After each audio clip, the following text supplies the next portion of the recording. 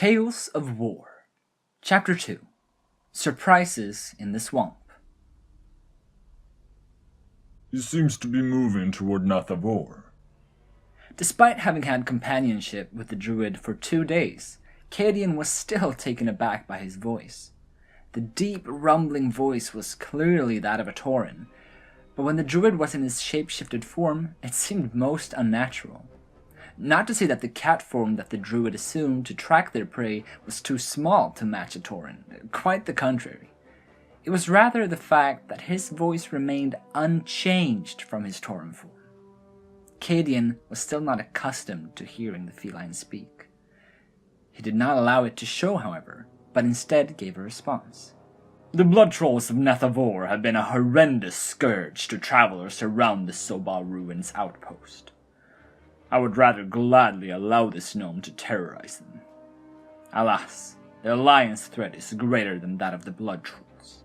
Perhaps we will be too late. The tauren shaman, the third member of Kaedien's party, said this in a conversational manner. Her face revealed the true intent of her words. The druid, still in his feline form, gave a chuckle. Let us wait with these tactical decisions of allowing the gnome to finish his attack or not until we have found him. His tracks are not fresh. A good few hours have passed since he was here. The paladin quickly nodded and motioned for the druid to continue in front of him. He had mentally prepared himself to hear the feline speak again. He had not, however, been prepared for the chuckle. The other hut as well, perhaps. Strick cackled manically as he sat on a branch 20 feet above the ground, with a small flame dancing in his right hand. The first one is blazing nicely, but I think that we could really bring the heat to this jungle if we lit another one. Another spear aimed at the gnome was thrown, but it hit a tree a few yards away. Losing focus, are we? That one was way off. You know, I was actually getting a little worried when I saw that rack with all the spears, but it was really in my favor that there are only 3 of you. I can handle 3 spears at a time, easy. Incinerate one, dodge a second, and watch a third get impaled on a completely different tree. Plus, once I set that hut on fire, all I had to worry about was 1 spear at a time. Below Strick, there was indeed only 1 blood troll still grabbing spears from the rack to throw at him.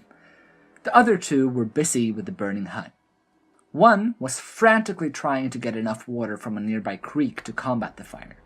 The other was much more brave, or stupid, and was actually attempting to rescue the goods inside the now collapsing hut. I always appreciate these little outposts just outside the actual encampment. Perfect places to cause a little damage before the backup has time to arrive. And as soon as they do, I'll just perform a little trick and teleport myself to my little summoning circle that I set up before climbing up here. Well, I better get to it if I want to leave you with 2 bonfire huts. While dodging yet another spear thrown at him, Strick raised his right hand and commanded the small, dancing flame to flare up into a solid ball of fire that fit snugly in his hand. It flickered with a green tint as the gnome hurled it toward the second hut.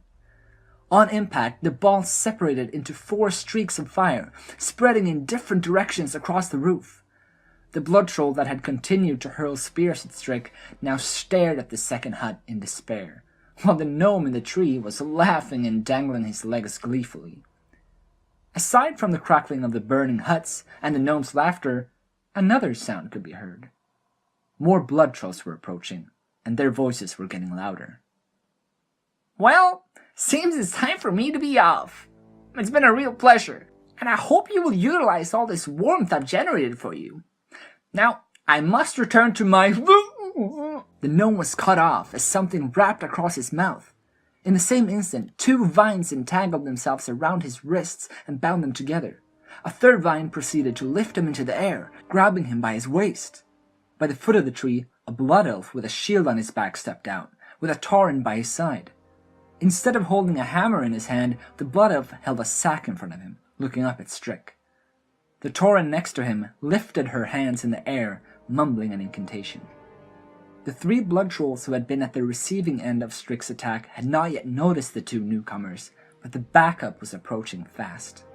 The vines that were still holding Strick moved him directly above the Blood Elf's sack and then promptly untangled themselves from his body. A high-pitched yell could be heard briefly, for it was a brief fall, before the gnome was caught in the sack. The Blood Elf wasted no time. He stuck his arm down the sack and whispered into the heavens, and a faint glow escaped the sack. When he pulled his arm back up, the sack was still. As the Blood Elf tied up the sack, the blood trolls were still approaching. The Tauren, who had been preparing an incantation, was now standing ready, a force of wind and lightning vibrating between her raised hands. Go. I will be right behind you, she said in a steady voice. Her eyes were fully focused on the enemies ahead, so the Blood Elf's nod escaped her. With the gnome sack on his back, he disappeared into the trees. Now the reinforcing trolls had reached the huts, and the first of them raised his spear. At the same moment as the spear was released, the Tauren uttered a single word and directed the force of nature between her hands in front of her. It was a burst of energy, like a condensed storm pushing down anything in its path. The thrown spear was shattered by a bolt of lightning. The already collapsing hut was completely reduced to rubble, and the group of blood trolls were knocked off their feet by the impact. When they managed to get back on their feet, the Tauren was gone. In the distance, a ghostly howl could be heard, followed by a deep chuckle. The gnome was still not conscious when Kaedien entered the room. Aspa and Beram, the two Tauren who had accompanied Kaedien on his mission, were idly chatting to each other not far from the bound gnome. Unintentionally, the paladin noted that he liked Beram's voice far better in its natural form. Ah, Kaedien. I must admit, I expected this one to be awake by now. Beram looked over at the captive for a moment, before turning back to the Blood Elf. And I can see that you decided to dress up for this occasion. Are you going to interrogate him, or ask him to join you for a play at Samdi's necropolis? Kaedien felt a light shiver at the mention of the necropolis. The Zobal outpost was far too close to Samdi's temple, in his opinion, and he had no desire to stay there for very long. This stop was out of necessity, however. While Beram in his feline form and Aspa, transformed into a ghost wolf, were both able to nimbly navigate the vegetation of Nazmir, the Blood Elf had fallen over twice in their flight from Nathavor. His agility was already hindered by his armor, and carrying a gnome in a sack had not helped. In his second fall, Kaedien had dented his leg plates as well as his breastplate. It had made it increasingly difficult to move as well as breathe, so they had been forced to stop at the Zobal ruins. Until the outpost's blacksmith had the time to repair the armor, they would have to stay. You know full well that I had to get out of that armor, and this is what I wear underneath it all. Do not laugh. Surely you have met a blood elf before you came to this swamp. It does look quite comfortable, Aspa confessed. Would you give me leave to take my own armor off? By the looks of that blacksmith, we will be here for a while. Kaedien nodded and stepped further into the room, away from the door. The room they had been given to house their prisoner in was quite a small one, and the Tauren were not exactly small creatures. As Aspa left the room, Kaedien leaned down towards the gnome. His hands had been tied behind the chair he was sitting on, and his head was slumping down into his chest. Kaedien raised his hand and prepared to wake the gnome up, but stopped midway and lead him further. Is he smiling? In that very moment, the gnome's head shot upward, and his eyes were open as wide as his mouth.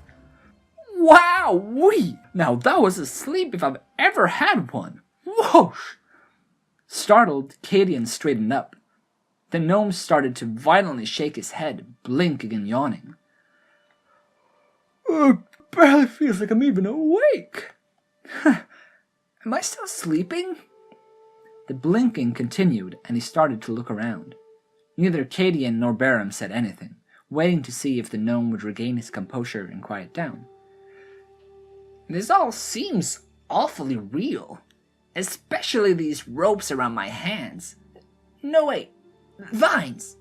They were vines! And that's a Tauren, and a blood elf! Oh, you were the one who caught me in my fall! So you must have been the one who grabbed me.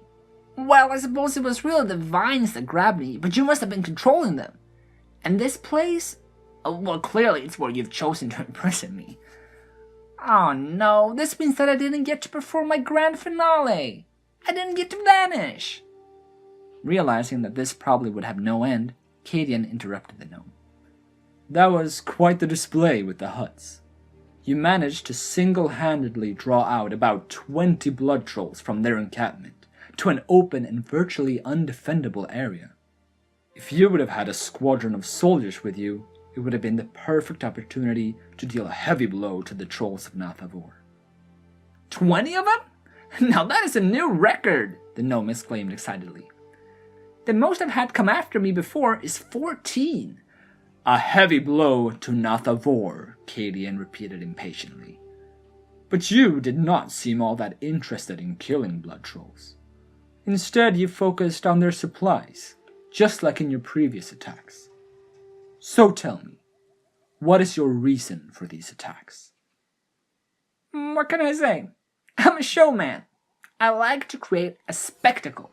Watching spectacles can actually be even more hang on a minute. My previous attacks? You've heard of me? The gnome's face lit up and his excitement seemed to grow exponentially. The smile that Kaedien had noticed just before the gnome woke up now spread so wide that it was hard to look at anything else. The blood elf suddenly recalled what the blood troll he had brought to the Zuldazar ruins had said when he had mentioned smiling. He could now understand her reaction. It seems we have caught a gnome with a flair for showing off, Baram said in an amused voice. What shall we call you, O great showman? Oh, no. I will not reveal my name in such a mundane way as simply saying it while sitting on a chair. You will know my name in due time. Mundane? Being imprisoned in an outpost mere minutes away from Bronsamdi's necropolis. You and I have very different views of what mundane means. For the third time that day, Kaedien found himself surprised. He had planned for the mention of the necropolis to scare the gnome, or in the very least make him cautious. Instead, the gnome smiled once again and twisted in his chair as if to settle into it. So we are in the Sobal ruins. I was hoping that would be the case. Kaedien raised an eyebrow quizzically at the gnome. The gnome in turn looked from Blood Elf to Tauren and back again. His smile changed. It was now a mischievous smile. I suppose I might as well tell you now. The reason we've been harassing the blood trolls is that we hope that they in turn would harass you. While the gnome was speaking, Baram lifted his head with a thoughtful expression on his face. Kaedien glanced at him, but then turned back to the gnome. It seems they have. Otherwise, you would not have heard of my previous attacks. And why would we want you to increase your focus on the blood trolls? Well... Can you feel it? Baram suddenly spoke up and put his hand on Kaedien's shoulder. The paladin looked over at the Tauren with a questioning look. Then he noticed it. The fur on Baram's arm was vibrating slightly. The Tauren looked down on the ground and Kaedien followed suit. A stone on the ground was vibrating as well. Only a second later, Kaedien could feel the vibration under his own feet. Their gazes met, but before any of them had time to speak, a scream could be heard from outside. A yell of surprise followed, and a moment later, they could hear orders being shouted in the courtyard outside. Kaedien looked over at the gnome. The mischievous and amused smile was all he could see. The Alliance are attacking! Aspa's voice reached them just before the Tauren herself burst through the door, one of her shoulder pads drooping halfway down her arm. They've gathered south of... Why is the ground shaking? Her voice changed with her facial expression, from stressed to confused. The gnome is up to something. Baram, go get my shield and hammer. Aspa, strap that shoulder pad on properly and get back to the rest of the troops. They both nodded and disappeared into the courtyard. Kaedien turned back to the gnome, but before he could do anything, the southern wall of the room began to shake. Stunned, the paladin stared at the wall. At the wall's base, the ground began to bulge, and suddenly parts of the stone floor burst from the ground. Underneath it, something metallic was spinning and pushing upwards. The wall followed the floor's example and began to break apart as more of the ground was unearthed, and it could now clearly be seen that what was causing this was a gigantic drill burrowing its way out of the ground. Kaedien stumbled backwards, tripped on a floor tile that had protruded from the ground, and fell on his back. The drill continued to spin, pushing upwards to free itself from the ground. It only took seconds before parts of the south wall had collapsed and been replaced by what had burrowed its way from the ground. A machine, its top a great drill and its body fitted with doors. Kaedien could hear a great metallic sound, followed by one of the doors opening and falling on the ground. It had not been the door facing into the room they were in, but instead one that would lead straight into the courtyard. Enough of the wall had collapsed to allow Kaedien to see a group of dwarves leaving the machine, shouting mightily. The gnome wasted no time. While Kaedien was still lying on the ground, he nimbly put his feet on the chair and pushed himself up so that his arms slid off the back. He rushed toward the machine, turned his back to it, and used a sharp protruding metallic part to cut his hands loose. With surprising agility, he climbed on top of the drill and lifted his hands in the air. Now this is what I'm talking about. Dear captors, allow me to introduce myself. Strick Flunkblast, at your service whenever you need a spectacle. The smile was no longer simply amused. It was radiant with joy. Now if you excuse me, it's time for my greatest trick. With those words, he clapped his hands together and vanished. Kaedien simply stared at the now empty spot that Strick Flunkblast had stood on. Astonishment, embarrassment, and anger were all raging inside of the paladin. He did not know how to react to this. It all happened so fast, and this gnome seemed to have had utterly outmaneuvered him. Then he heard the war cry from a Tauren. Pulled back to the reality of the situation, Kaedien stood up and regained his posture. Calm, steady. Even without his armor, he trusted the light to protect him. This alliance assault would soon see an end.